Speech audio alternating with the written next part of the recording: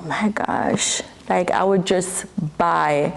And that's really how I got started too. Like I have tons of designer pieces. I would go on vacation and I would get a lot of messages while I'm on vacation. Oh, sell me that when you come back. Really? I know you're not wear that again. So when you take it out, just tell me how much. And now in my mind, I was like, oh my God, like I didn't realize this was a thing. Right. I didn't realize this was things that people actually do. And you know, so I started thinking more about selling the pieces that I buy, because a lot of stuff that I buy, I really only wear once. Outside of like bags and shoes, you know, you wear those over and over. But my outfits, for some reason, I just wear them once. And it's nothing wrong with wearing your pieces more than once. It's just a me thing. I just don't wear. I just feel like I can get another one, and that's just me from a longer time. So I would go on vacation and then people would message me asking me to buy my stuff, and they just sitting in the closet. And a friend of mine said, why don't you sell your stuff, like put it on Depop? And I was like, what is that? I didn't know what was Depop at the time, because I don't know what it is now. It's a website that you actually can post your stuff and sell your used clothing and items. Not even just you could sell new stuff on there too. But she was like, yeah, put them on Depop. And then I was like, all right, let me look more into this. So I made a Depop one day, and that's how I really got started, because I went on Depop, I put up the stuff, and the same day that I put them up, my items up on Depop, I got 4 sales. Oh. It wasn't a lot that I put up. It was probably like 6, 7 pieces that I put up. And the same day I put them up, I got 4 sales. And I was like, this is a thing. Like, I didn't know this was a thing. I learned that day that that was a thing. And I'm like, oh, this is great business. So I shipped them out the next day, and I'm like trying to find other stuff that I could put up, because I was like, this is big business. And then the money I made from that, I actually started looking into getting new inventory, not brands, but like just regular stuff to sell. But what I was putting up on Depop was like brands, like big brands. Right. And then I started buying my own stuff and turned into Ymonne's Closet. And, you know, I wouldn't say surprisingly enough, because a lot of people really have a, you know, take a liking to me. So my business just started growing from there. But that's really where it started out, because I just buy and my stuff just sit in the closet. So, yeah. That's dope. Like, well, you see, it caused a chain reaction and it spiraled you into a new venture. Oh, absolutely. It's something that I didn't think, that that's what I would be doing. So I would just be still spending my money recklessly on these big brands, not realizing, hey, we can make a profit off of this. That's pretty cool. So even now on Ymonne's Closet website, I have a personal closet section. So I have a section called Ymonne's Personal Closet. So on the personal closet section, you'll actually find the big brands that I wear, and I sell them back. So people still buy my personal closet section, and then I have the regular section where it's just Ymonne's Closet. But under the personal item section, you can find my Gucci's and the Loubs and the Louis and all that you're looking for. Yeah. Yeah. You know, I'm a guy, so it's not a problem for me not to be in the know of that. Really quick, do you think that you will ever sell menswear? I probably get asked this question once a week, I swear, like very, very often. But I don't know. It's not something at the forefront of my mind right now to do, because it really, really takes a lot of time. A lot of time even just looking for the inventory for the females, and that's what I'm really into, the female pieces. And then for me, I like to model my own stuff. So then you venture into the men's stuff, you have to find a male model, which I'm 100% sure my husband wouldn't mind doing, but it just takes a lot. So I would like completely have to focus on that, and it's just not something that I can do right this minute. Could you name an item that you just couldn't let go? You just held on to it, wore the heck out of it before you started to have your personal thing and go on the Depop site?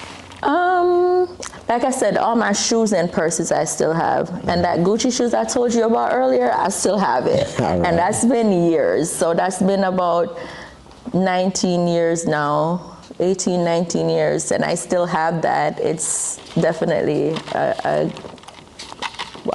piece that I still have. So yeah. What fashion advice would you give to the younger you? To the younger me? Yeah. Don't spend my money so recklessly.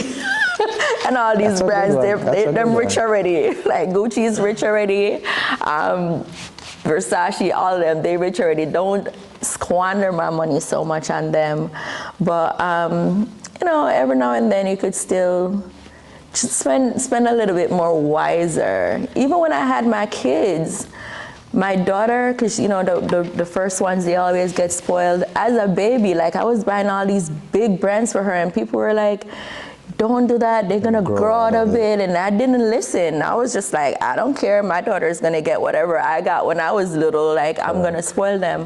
So looking back at that, it's probably something I would not do. I'm gonna go into Walmart. I'm gonna go into Target and get them something, but.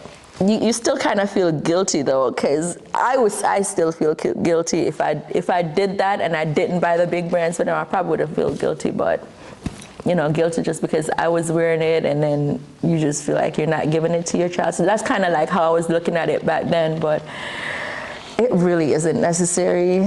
Can you speak to some of the pros and cons of being a fashionista? Pros. A lot of people look up to me. They love to see how well I put pieces together. I inspire a lot of people, so I'm being told. Sometimes I don't even realize that I'm an inspiration to people. I don't really see it, and then I'm being told, and I'm like, oh really? Like, I go out and people are, you gotta check me all the time because people stare at me a lot. Okay. And in my mind, I'm like, why is she staring at me? Because I get very, very shy when people look at me for too long. I'm like, why is this person looking at me? And he's like, Ymonne, you have to remember what you do, the business that you're in. Like, people hear about you, so they're seeing you and they're probably saying to themselves, oh, that's Ymonne, or you know, something along those lines. So stop thinking like people are talking about you. And every time, never fails, the person or persons who are looking at me later down, they'll come up to me and be like, oh my God, I love such and such, whatever you're wearing or whatever. Or like, I really look up to you. People say that to me all the time. And I like I said, I don't even realize that people are looking up to me. So some of the pros, yeah, feel like I'm well respected in the community somewhat. And some of the cons of it is that so many people look up to you that you don't even, it's like, it's kind of scary because you don't want to fail as well. It's like, you have to keep it up, which I mean, I don't have a problem keeping it up, but you humble just, very humble flex. But it's like, no matter what you do, it could be the simplest things, you get judged. And people start talking because it's almost kind of like, some are very happy for you, but then there's the ones out there that they just want to see you fail. So they just hear something and it could not even be true. A lot of times, a lot of stuff that is said or whatever it is not true, but because people want to hear that, it's like, oh my gosh, she's just too perfect. So there's got to be some dirt on her. So those are the cons. You just have to be really careful because people want to see, some people, not everybody, but there's some out there that just want to see you fail. There's just the miserable ones, you know? So, yeah. Do you think your fashion appearance opened up doors for you? I would say yeah. I would say yes, because even just, there's a lot, but just as something as simple as like, even now, like a lot of people are requesting for me to be a host on their parties and stuff. And it's probably because, I'm assuming it's because of my fashion sense, and they want to see you, people want to see you out at their parties. So I get hosting gigs a lot, and that probably just helps to like open doors more, because like, oh, she's in Ymonne's Closet, and then now people want to come shop with Ymonne's Closet, or, you know, just something as simple as that. So in some sense, yes, because people support me just because of now who I am. Okay, all right, so this one's a bit tricky, and I want you, it's kind of, you know, it's just the reality of it, being a fashionista.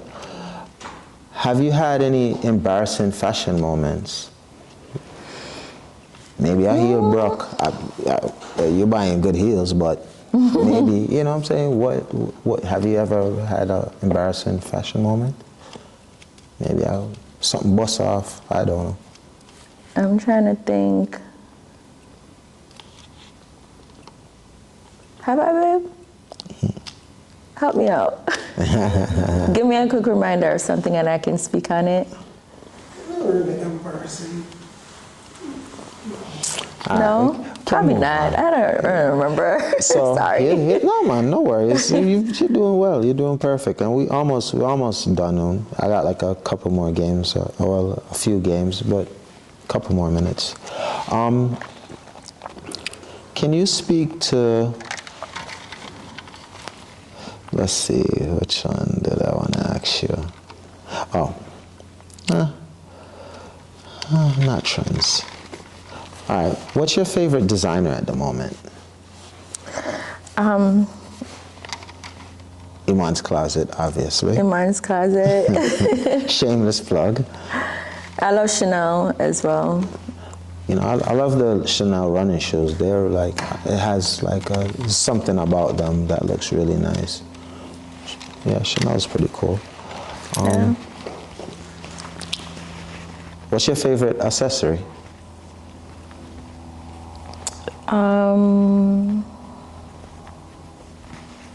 An earring. I feel like it just brings out everything.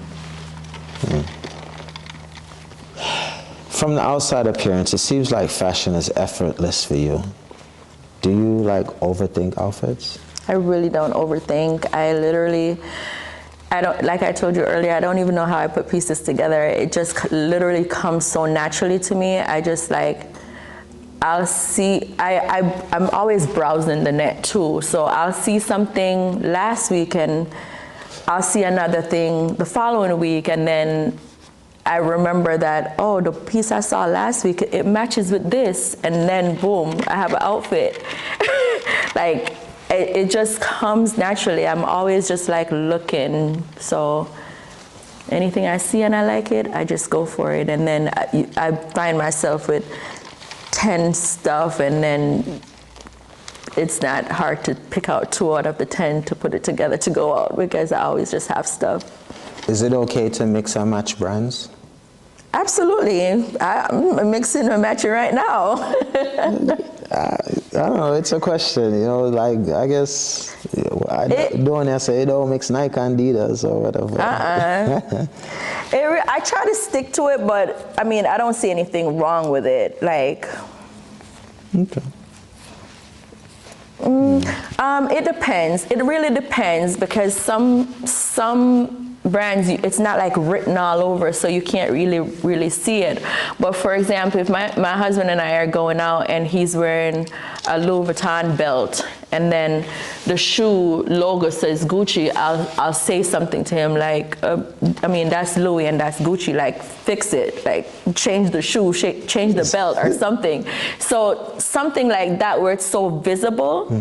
But other than that, like, Not saying that they're happy. So you're saying depends. does it have? So you're saying it's He says that never happens. Not on his watch. Not when it's so. Not when it's just. Yes, it's just an example. Yeah. But so it's not so bold. Right. So if it's not so bold, then yeah. Okay. Yeah, you know, that's something that is conflicting with me. You know, like, you know, I double guess it sometimes.